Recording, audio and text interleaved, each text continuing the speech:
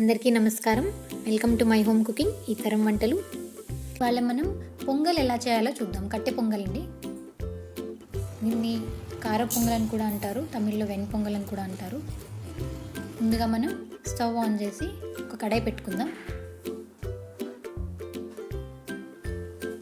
కొంచెం వేడెక్కిన తర్వాత 1 టేబుల్ స్పూన్ నెయ్యి వేసుకుందాము. నెయ్యి వేసి చేస్తే చాలా బాగుంటుందండి. నెయ్యి కొంచెం బాగా కరగనిద్దాము.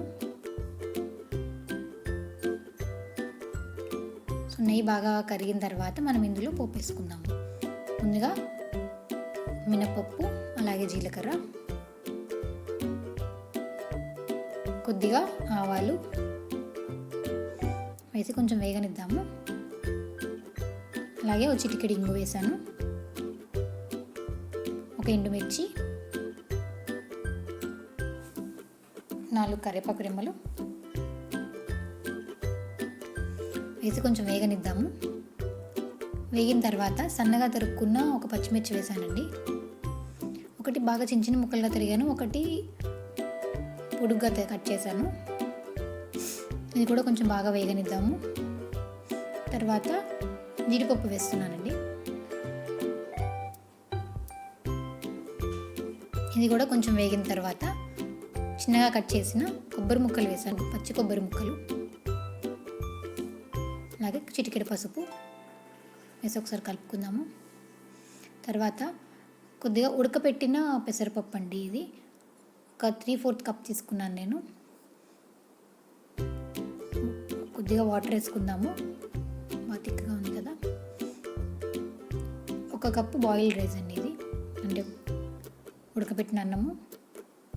సో 1 కప్ ఉడికించిన అన్నానికి 3/4 కప్ పెసరపప్పు వేసాను నేను. కొద్దిగా ఉప్పు వేసుకుందాం సరిపడా. కొంచెం వాటర్ యాడ్ చేసుకోవచ్చండి మన కన్సిస్టెన్సీకి సరిపడా. తర్వాత గట్టిగా అయిపోతుంది ఎలాగో, అది బాగా ఉడికే కొద్దీ వేసి కొంచెం బాగా కలుపుకుందాము.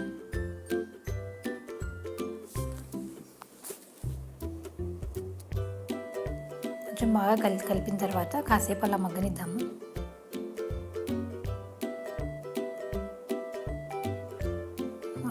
దగ్గర పడింది, చూసారు, చిక్కుపడిందండి కొంచెం. ఇందులో మనం తరుక్కున్న కొత్తిమీర వేసుకుందాము.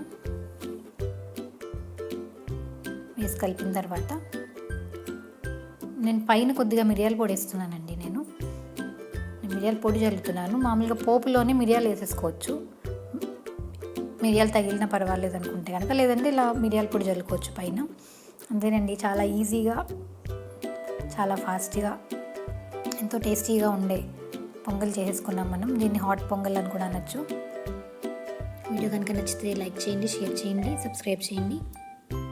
Thank you for watching.